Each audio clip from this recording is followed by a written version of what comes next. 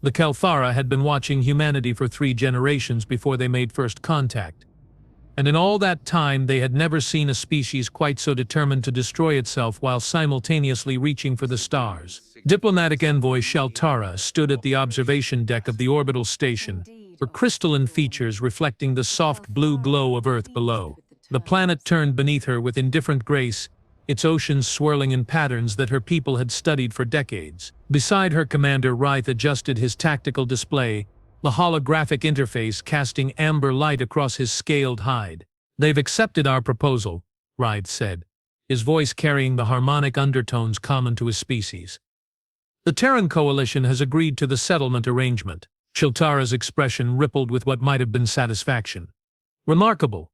After everything we've observed about their territorial nature, I expected years of negotiation." Below them, in the sprawling glass complex that served as the Unified Contact Embassy, representatives from 17 human nations gathered alongside 3 alien species who had arrived in humanity's solar system over the past 50 years. The Kalthara had been first, drawn by radio signals and the unmistakable signature of nuclear fission. They had watched, waited, and eventually descended with open hands rather than clenched fists. The Vryn had come next, aquatic beings who found Earth's oceans hauntingly similar to their lost homeworld. Then the Oxidari, silicon-based entities who communicated through electromagnetic pulses and found beauty in Earth's mineral deposits. Together with humanity, they had crafted something unprecedented in the galaxy's long history, a shared world government that actually functioned. "The southern continent integration is complete," Wright continued, scrolling through reports. "Vranian settlements along the coastal shelves, Oxidari mining operations in the Andes Mountains, human agricultural zones in the temperate regions. No conflicts reported in 8 months. 8 months, Shaltara repeated softly. "Do you remember when we first proposed this? When Ambassador Kalen suggested that humans might actually accept sharing their planet? I thought he'd lost his chromatic resonance," Wright admitted with a low chuckle. "But here we are. Coexistence. Peace." In the embassy below, diplomatic officer Marcus Thorne watched the signing ceremony with arms crossed and jaw tight. His silver hair caught the light from the ceremonial flames burning in the reception hall, each representing one of the 4 species now calling Earth home. Around him, dignitaries laughed and conversed through translation devices that had become so commonplace that children wore them to school. "You don't look pleased," said a voice beside him. Liraya, a young Kelthara, who had chosen to work in human relations, materialized at his elbow with unnerving silence. Her people had mastered personal cloaking technology centuries ago, though she rarely used it in polite company. "I'm thrilled," Marcus replied, his tone suggesting otherwise. "We've just ceded mining rights to 3 mountain ranges and fishing grounds that fed 2 billion people. But we got advanced water purification in return, so I suppose that's fair." "You sound bitter." "I sound realistic." Marcus turned to face her fully. His eyes, a sharp gray that seemed to catalog everything they observed, met her crystalline gaze without flinching. "Don't misunderstand me, Liray. I believe in what we're building here. I do, but I also remember what my grandfather told me about treaties. They're only as good as the trust between the signatories. And you don't trust us?" "I trust that right now everyone's interests align. But interests change." He gestured toward the ceremony where President Elena Vasconcelos of the Terran Coalition was shaking hands with Kelthara Ambassador Kalen, their fingers human and crystalline intertwined in a grip that symbolized unity. "What happens when they don't?" Liraya's features shifted to display contemplation. "Then we negotiate. We adapt. We've built institutions for exactly that purpose." "We built institutions made of glass and good intentions," Marcus countered. "Pretty to look at, but fragile." Before Liray could respond, alarms began to shriek throughout the embassy complex. The transition from celebration to chaos occurred in heartbeats. Security forces from all 4 species mobilized with practiced efficiency, the result of countless joint drills that had become routine over the past decade. Marcus's wrist communicator flared to life, projecting Colonel Sarah Okonkwo's face in miniature above his forearm. "We have multiple hostile contacts entering the system," she said without preamble. "They're not broadcasting any identification codes. They're not Kelthara, Vryn, or Oxidari." "Who are they?" Marcus demanded, already moving toward the security command center with Leray close behind. Unknown. But Marcus. Sarah's expression turned grim. They're heading straight for the moon. For Station Harmony. Station Harmony. The crown jewel of interspecies cooperation, where human engineers had worked alongside Kelthara architects and Oxidari materials scientists to create something magnificent. A research facility, a cultural exchange center, and a symbol of everything they'd built together, home to 3,000 souls representing all 4 species. And Marcus thought with cold certainty as he broke into a run, an irresistible target. The command center erupted in controlled pandemonium when he arrived. Holographic displays filled the room's center, showing the solar system in miniature with red markers highlighting the approaching vessels. There were 12 of them, their designs unlike anything in the database. They're not responding to hails in any language. Commander Rythe reported from his station. He'd abandoned his diplomatic duties to resume military command. A transformation that reminded Marcus that the Kelthara had not always been peaceful explorers. Weapons signatures suggest significant firepower. Can we evacuate the station? President Vasconcelos demanded. She'd arrived moments after Marcus, her ceremonial robes replaced by a tactical vest that suggested she'd been expecting trouble all along. Not in time, Rythe said flatly. At their current velocity, they'll reach lunar orbit in 17 minutes. Shaltara appeared on the main screen, transmitting from the orbital station. We're organizing a defensive formation. Kaltara cruisers, human frigates, Rin deep space vessels. We can buy time for an evacuation. You don't have weapons, Marcus interjected. None of the peaceful exploration vessels do. You'd be throwing away lives. Then what do you suggest? Shaltara's voice carried an edge he'd never heard before. Fear, perhaps, or determination. Marcus looked at the display, his mind racing through decades of military training that he'd hoped never to use again. The invading force had positioned themselves perfectly to strike at humanity's most vulnerable point, not Earth itself, too heavily defended and too valuable to damage, but the symbol of what they'd achieved together. We need to understand what they want, he said slowly. Colonel Okonkwo, can we get a probe close enough for detailed scans? Negative. They'd shoot it down before it got within range. Sarah paused, then added, but we could send a manned shuttle. Small, fast, painted with diplomatic markings. If they're interested in communication rather than annihilation, they might let it approach. And if they're not interested in communication? Leray asked quietly. Then we lose a shuttle, Marcus said. Better than losing the station. President Vasconcelos studied him for a long moment. You were volunteering. It wasn't a question, but Marcus answered anyway. Someone who understands both human and Kelthara protocols. Someone expendable if this goes wrong. Yes, Madam President. I'm volunteering. You're not expendable, Leray said sharply. Everyone's expendable when 3,000 lives are at stake. Marcus turned to Rythe. I'll need a pilot. Someone who knows evasive maneuvers. You'll have our best, Rythe promised. 20 minutes later, Marcus strapped himself into the co-pilot seat of the shuttle Endeavour, named after one of humanity's early space exploration vessels. The pilot, a young woman named Keiko Tanaka with more combat flight hours than Marcus had years in service, ran through pre-flight checks with steady hands despite the sweat on her brow. We're cleared for launch, she said. Command says the unknown vessels have taken position around the moon but haven't fired yet. That's either very good or very bad. Let's assume good until proven otherwise, Marcus replied, pulling up communications protocols on his console. I'm broadcasting on all frequencies in Kelthara, Rin Standard, Oxidari Pulse Code, and 20 human languages. If they can understand any of it, they'll know we're here to talk. The Endeavour launched from Earth's atmosphere like a stone from a sling, its engines pushing them to speeds that made Marcus's teeth ache. Through the viewport, the hostile vessels grew from dots to distinct shapes, angular, aggressive designs that spoke of military purpose. As they approached, detailed scans began populating Marcus's screen. These ships are old, he muttered. Design aesthetic suggests construction at least 2 centuries ago, but the technology, his voice trailed off as more data scrolled past. The technology is cannibalized from a dozen different species. They're scavengers, or pirates, Keiko suggested grimly. Or refugees, Marcus countered. Running from something, taking what they need to survive. As if in response to his words, one of the vessels finally responded to their hails. The communication came not as voice or text, but as a complex series of mathematical equations transmitted across multiple frequency bands. Marcus stared at the screen, his mind struggling to interpret the meaning. Then Loray's voice crackled over the comm system from Earth.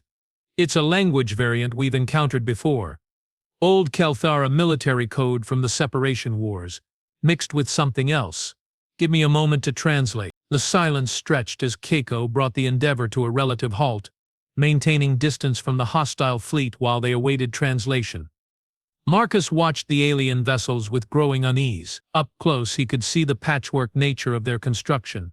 Hull plates from different ships welded together, weapon systems that didn't match, engines that glowed with barely contained power. These weren't invaders, these were survivors. Translation complete, Liray announced. They're calling themselves the Fractured Fleet. They say they've been searching for a world capable of supporting multiple species for 3 generations. They say they're coming home. Marcus felt ice settle in his stomach. Home? What do they mean? Home? They claim their ancestors left Earth 600 years ago, before first contact, before any of our species met. Lorea's voice wavered. Marcus, they're saying they're human, or they were, before they merged with other species to survive. On the screen before him, the lead vessel began to turn, bringing its weapons arrays to bear not on Station Harmony but on the approaching defensive formation of human and Kelthara ships. Tell them to stand down, Marcus ordered urgently. Tell them we're willing to negotiate. Tell them. The world erupted in light and violence. The Fractured Fleet opened fire, but not at Station Harmony. Their weapons carved through space toward the defensive fleet with precision that spoke of desperation rather than malice.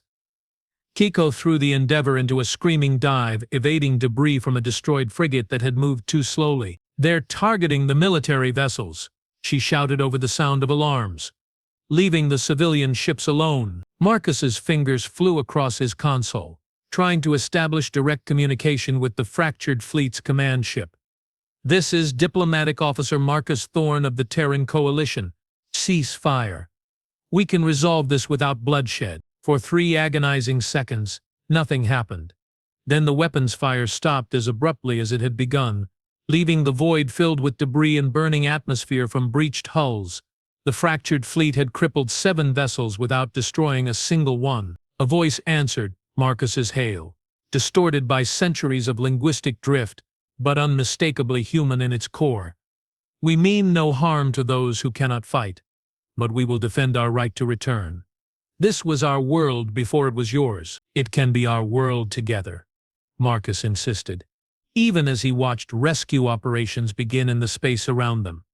Look at what we've built. 4 species sharing one planet in peace. There's room for you too. Your peace is built on their technology, the voice responded, laden with bitterness. Their ships, their weapons, their systems. You are children playing at civilization under their protection. We were cast out into the void when humanity was still alone. We survived without their charity. We don't need it now. Keiko glanced at Marcus with wide eyes. They think we're subordinate to the aliens. They think we sold out. We didn't sell anything, Marcus said quietly. We built something together. He keyed the communication again. You've been gone a long time. Let me show you what's changed. Come to Earth. See what we've accomplished. If you still feel you're not welcome after that, we'll negotiate territory. But give us a chance. Silence stretched across the void. Marcus could see the Fractured Fleet's vessels repositioning, their weapons still hot but no longer tracking targets.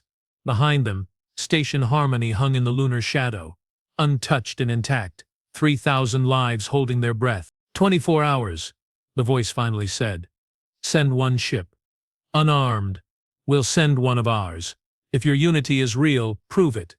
Show us a world worth sharing. The communication cut off. Marcus slumped back in his seat, the adrenaline draining from his system and leaving exhaustion in its wake. Keiko began maneuvering them back toward the defensive formation, her hands slightly unsteady on the controls. You just invited them to Earth, she said. Command is going to have opinions about that. Command can have all the opinions they want, Marcus replied. But those people out there are refugees from our own past. If we turn them away, what does that say about the peace we've built? Back on Earth, in the command center that had witnessed humanity's first real military confrontation in the interspecies era, President Vasconcelos made a decision that would echo through the following days. She accepted the fractured fleet's terms, designating Marcus as the primary liaison and ordering the construction of a neutral meeting space in high orbit. Ambassador Kalen objected, his crystalline features darkening with concern. They attacked our ships. They could be using this as a delaying tactic while they prepare a larger assault. They could be, Vasconcelos agreed. But they could also be exactly what they claim, lost children of Earth who deserve a chance to come home. We built this peace on the principle that coexistence is possible. Now we have to prove it extends to our own species. Wright approached Marcus as the meeting concluded, the command center gradually emptying as personnel dispersed to their new crisis assignments. You handled that well, the Kelthara commander said. Bravely, even. But Marcus, he paused, choosing his words carefully. The fractured fleet isn't wrong about everything. Our technology, our support, it has given humanity advantages you might not have achieved alone. If they view that as subjugation rather than partnership, then we have a problem that goes deeper than one fleet of refugees, Marcus finished. He rubbed his eyes, feeling the weight of the day pressing down on him. How do we prove we're equals when the evidence suggests otherwise? By showing them what humanity brings to the partnership that we cannot, Wright suggested. Your adaptability, your innovative thinking, your remarkable ability to forge connections across cultural divides. He gestured around the now quiet command center. None of this would exist without human determination. We provided tools. You built the house. Marcus wanted to believe that. He needed to believe it because the alternative that humanity had traded independence for survival would poison everything they'd accomplished. But as he looked at the holographic display showing the fractured fleet's vessels maintaining their perimeter around the moon, he couldn't shake the fear that the newcomers had identified a crack in the foundation that everyone else had chosen not to see. Lirai found him an hour later in the observation lounge, staring at Earth's night side where city lights traced the borders between human and alien settlements. She carried 2 containers of the coffee that humans had introduced to Kelthara society with surprising success. You should rest, she said, offering him a container. The meeting is scheduled for 22 hours from now. Can't rest, too much to prepare. Marcus accepted the coffee gratefully, letting the warmth seep into his hands. What do you think they'll want? Really? Land, probably. Resources. Recognition. Lirai settled beside him, her crystalline form catching and refracting the light from below. But more than that, I think they want validation. They want someone to acknowledge that they survived when they shouldn't have, that they remained human even when they had to change everything else. Did they? Marcus asked quietly. Remain human? Sign. The scans showed genetic modifications, cybernetic enhancements, technology integrated at the cellular level. If we met them on any other day, we'd call them aliens. Then what does that make humanity? Larai's question hung in the air between them. A genetic sequence, a cultural tradition, a shared history. Because if humanity is just DNA, then the fractured fleet lost their claim generations ago. But if it's something more, then they're as human as anyone on Earth, Marcus concluded. And we have to find space for them in the world we built. The night wore on, and across the planet, emergency sessions convened in a dozen languages. Human governments debated territorial concessions. Kelthara ethicists discussed the philosophical implications of humanity's fracturing. Vren researchers analyzed the fractured fleet's technology, marveling at how primitive resources had been combined in ingenious ways, and in the deep places where Oxydari communed through electromagnetic fields, a single question resonated. What happens to peace when the past comes home? In the hours before dawn, Marcus stood on the embassy's rooftop garden, a space that had been designed by human and Kelthara architects to showcase plants from both worlds. Terrestrial roses grew beside glowing Kelthara bloom crystals, their fragrances mingling in the cool night air. Somewhere in the distance, a Vren choir sang their morning hymns, the sound carrying across the water with haunting beauty. This was what they'd built. This impossible, fragile, beautiful thing, and tomorrow he would have to convince a fleet of strangers that it was worth preserving. That the peace they'd achieved wasn't surrender but evolution. Marcus thought about his grandfather's words regarding treaties, about trust and interests aligning, but perhaps that was the wrong way to think about it. Perhaps peace wasn't about interests at all, but about making a choice every single day to build something better than war. The sun rose over the curve of the earth, illuminating the world they shared. Human Kelthara, Vren, and Oxidari. And somewhere in lunar orbit, the fractured fleet watched that same sunrise, remembering a world they'd left behind and wondering if they could ever truly return. The neutral station materialized in high orbit over the course of 18 hours, a joint effort that showcased the best of what the four species could accomplish when working in concert. Kelthara construction drones wove metallic lattices with impossible precision while human engineers programmed the environmental systems. Vren specialists established the water-based sections for their atmospheric preferences, and Oxidari technicians created electromagnetic shielding that would protect all organic and silicon-based life within. Marcus watched the construction from the observation deck of the transport vessel, Reconciliation, named by President Vasconcelos herself in a moment of either optimism or irony. Beside him, the delegation that would meet with the fractured fleet prepared in their own ways. Ambassador Callan meditated in the Kelthara manner, his crystalline form perfectly still as he cycled through harmonic frequencies. Dr. Yuki Tanaka, the human xenobiologist who had pioneered the integration of Vren aquaculture into Earth's oceans, reviewed her presentation materials with obsessive attention to detail. Commander Reith simply stared out the viewport, his scaled features unreadable. "Are you concerned?" Marcus asked him quietly. "I'm calculating acceptable losses," Reith replied with characteristic bluntness. "If this goes wrong, how many ships will lose before we can evacuate the civilian populations?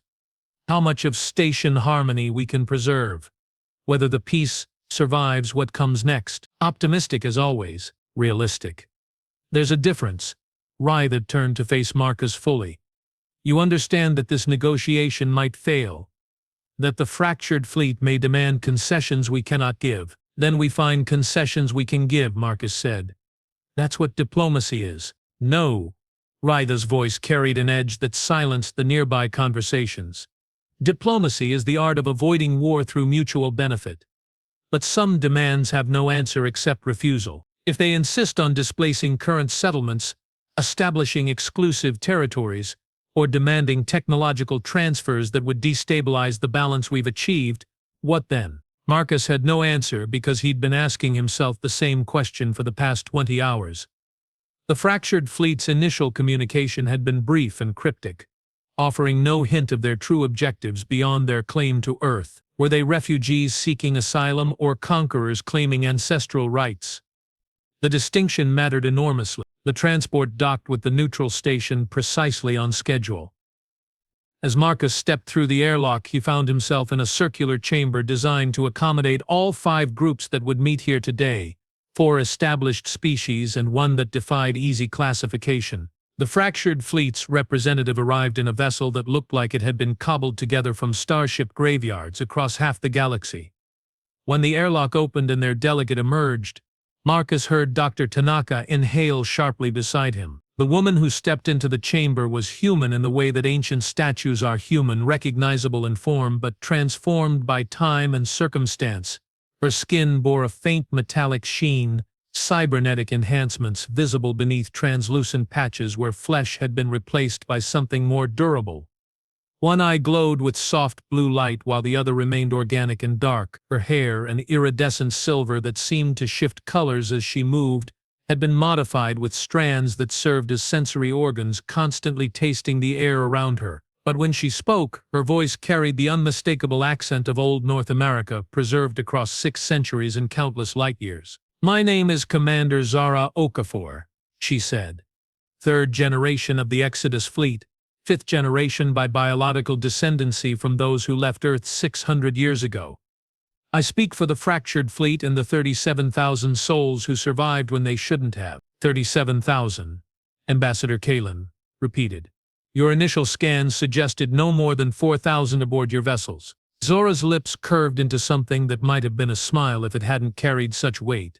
Most of our people are in stasis, have been for generations. We don't have the resources to sustain that many active individuals. Every decision we make is about them, the sleepers who trust us to find them a future. Marcus stepped forward, extending his hand in the ancient human gesture of greeting. Marcus Thorne, I'm here to help you find that future if you'll let me. Zara studied his hand for a moment before clasping it. Her grip was stronger than human standard, the result of genetic or cybernetic modification. If I let you, that's the question, isn't it? Whether we can trust each other enough to share what should have always been ours. The negotiations began in a conference room that had been designed to put all parties at equal advantage or equal disadvantage, depending on perspective. A circular table accommodated the various physiologies, with atmospheric controls that created distinct microclimates for each participant. Holographic displays ringed the room, ready to present data and proposals in whatever format proved most effective. Zara began by telling their story, and it was one that made Marcus's chest tighten with sympathetic horror. 600 years ago, when humanity was still centuries away from formal first contact, a colony ship called the Genesis had left Earth carrying 10,000 people seeking a new world. They had been among the earliest generation ships, launched in an era of optimism before the great ecological and political collapses that followed. The Genesis had been intended for a nearby star system believed to harbor habitable planets. They never made it. A malfunction in their faster-than-light drive, one of the experimental early models, had thrown them off course into an uncharted region of space. By the time they'd regained control, Earth was beyond their ability to reach with their remaining fuel. The promised habitable world was a myth. They'd been stranded in the void with supplies meant to last a 20-year journey. We should have died, Zara said flatly. Everyone on that ship should have become a tomb floating through space, but we didn't.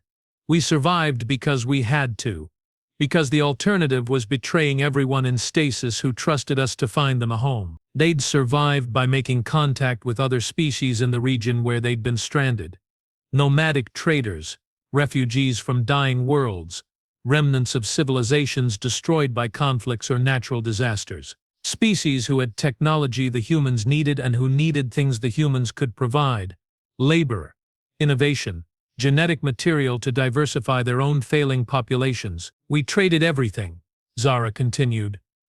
Our genetics for medical technology, our knowledge for fuel, our bodies for the cybernetic enhancements that let us survive in environments that would kill baseline humans. Every generation altered themselves a little more, integrated a little deeper with the species we encountered, until the Exodus fleet became the fractured fleet, until we were neither fully human nor fully anything else. Dr. Tanaka leaned forward, her expression intense with scientific fascination despite the grim nature of the tale.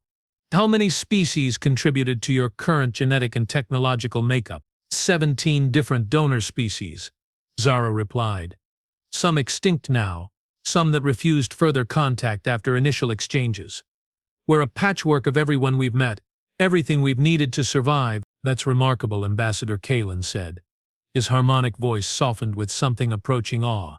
Your adaptability exceeds anything we've observed in human populations. Our adaptability, Zara corrected sharply, is trauma written in genetic code. Every modification we made was a choice between change and death. Don't romanticize survival. The room fell silent at that. Marcus watched the dynamics playing out. Kalen's diplomatic discomfort, Ray's tactical assessment, Tanaka's scientific curiosity. But it was Larai, attending as the Kelthara cultural liaison, who broke the tension. Why come back now? She asked. If you've survived this long without Earth, why risk everything to return? Zara's human eye met Larai's crystalline gaze with unflinching directness. Because survival isn't living. Because every generation born in those ships knows they're a degraded copy of what we were supposed to be. Because 37,000 people are asleep in our holds, dreaming of a world we've described but they've never seen. She paused, and when she continued, her voice carried a weight that resonated in Marcus's chest. And because we tracked Earth's transmission, we've been listening to your broadcasts, watching your progress for 3 generations. We know about first contact, about the partnership you built with the Kelthara, the Vryn, the Oxydari. We've seen what Earth became while we were learning how to survive. You're jealous, Rytha said, not unkindly. We're heartbroken, Zara countered. You got the peaceful first contact we dreamed of. You got the technology transfers, the cultural exchange, the chance to join a galactic community. You got everything we were searching for, handed to you while we were still scrounging for fuel and trading away pieces of our humanity to stay alive. So yes, Commander, we're coming home. And we're demanding that you make space for us in the world you built while we were gone. The weight of that statement settled over the conference room like a physical presence. Marcus saw the calculation in everyone's expressions as they contemplated what the fractured fleet was truly asking for. Not just territory or resources, but recognition, restitution, a share in the peace they'd been denied by the simple accident of bad timing. President Vasconcelos appeared on the holographic display, transmitting from Earth. Her expression suggested she'd been listening to every word. Commander Okafor, no one here disputes that the fractured fleet deserves a place on Earth. The question is how we integrate 37,000 people who've been modified far beyond baseline human genetics without destabilizing the ecosystems and societies we've spent decades carefully balancing. Then unbalance them, Zara said, bluntly. Make space. Adapt. That's what we had to do. That's what we're still doing. You have an entire planet with room for billions. We're asking for territory that can support 37,000. It's not that simple, Kalen interjected. Settlement zones were negotiated over years of careful planning. Agricultural regions, mineral rights, oceanic territories. Every square kilometer has been claimed and allocated according to species requirements and environmental sustainability. We can't simply carve out new territory without affecting existing populations. Can't? Zara's voice turned cold. Or won't. The room descended into chaos as everyone began talking at once. Rytha argued military logistics. Tanaka discussed carrying capacity. Kalen advocated for procedural protocols that would take years to implement. Through it all, Zara sat with arms crossed and expression hardening, watching the peaceful interspecies cooperation devolve into exactly the kind of bureaucratic paralysis that had likely driven the fractured fleet to desperation in the first place. Marcus found himself thinking about his grandfather again. About trust and interests and treaties that held only as long as everyone benefited. The fractured fleet didn't have years to wait for proper procedures. They'd been waiting for 6 centuries already. He stood, and perhaps it was the gesture's simplicity that cut through the argument, because everyone fell silent. We're approaching this wrong, he said. We're treating the fractured fleet like external refugees requesting asylum when they're not. Their human Earth is their homeworld as much as it's mine. We don't need to negotiate their right to return. That's inherent. What we need to negotiate is how. A distinction without a difference, Ambassador Kalen protested. The practical concerns remain identical. No, Liray said suddenly, her crystalline features brightening as she understood Marcus's point. The distinction changes everything. If the fractured fleet has inherent rights to Earth, then the question isn't whether we can find space for them. It's whether the space we've allocated to non-human species might need to be reconsidered. The implications of that statement rippled through the room like an explosion. Rytha stood abruptly, his scaled hide shifting to combat colors. You're suggesting we surrender Kalfara territory after years of cooperation? I'm suggesting, Marcus said carefully, that perhaps humans have been too generous with our own planet. That in our eagerness to prove we could share, we've given away more than we should have. And that correcting that imbalance isn't betrayal, it's justice. President Vasconcelos's holographic image flickered, her expression unreadable. When she spoke, her voice carried the weight of someone making a decision that would define her legacy. The Terran Coalition is willing to renegotiate settlement boundaries. Specifically, I propose we reclaim 30% of territory currently allocated to off-world species and designated for fractured fleet integration. The silence that followed was absolute and terrible. Ambassador Kalen's crystalline form darkened to a shade Marcus had never seen before, one that spoke of profound betrayal. Rytha's combat colors deepened further, a biological response he likely couldn't control. Even the Rin and Oxidari representatives present seemed to recoil from the suggestion. You would break treaties? Corlin asked, his harmonic voice stripped of its usual musical quality. After everything we've built together, the treaties were built on the assumption that all human populations were accounted for. Vasconcelos replied. We've just discovered that 37,000 of our people have been suffering in the void. Adjusting our agreements to accommodate them isn't breaking faith. It's fulfilling our obligation to our own species. Zura leaned forward, triumph flickering across her modified features. Finally, someone who understands. But Marcus felt ice forming in his stomach as he watched the delegation fracture before his eyes. This wasn't a negotiation anymore. It was the first move in a conflict that could shatter everything they'd accomplished. He thought about Lyraea's question from the previous night. What makes someone human? And he realized that the answer might destroy them all. Wait, he said urgently. Before we do something we can't take back, let me propose an alternative. Everyone turned to him with varying degrees of hope and suspicion. Marcus activated his personal holographic display, bringing up Earth in miniature with current settlement zones highlighted in different colors. The problem is that we're thinking in terms of established territory, he explained. But Earth has regions that remain largely unsettled because they're difficult to develop with current technology.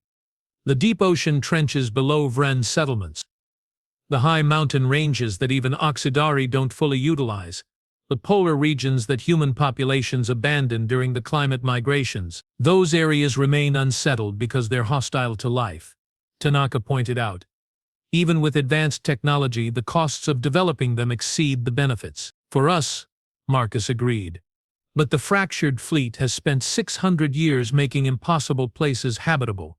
They've survived in the void. They've adapted to environments that would kill any baseline human or standard alien species. He turned to Zara. Your modifications, all those genetic and cybernetic enhancements you traded for, they weren't just about survival in space, were they?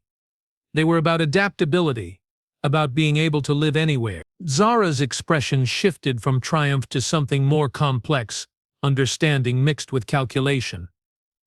You're suggesting we take the territories no one else wants. I'm suggesting you take the territories no one else can use, Marcus corrected.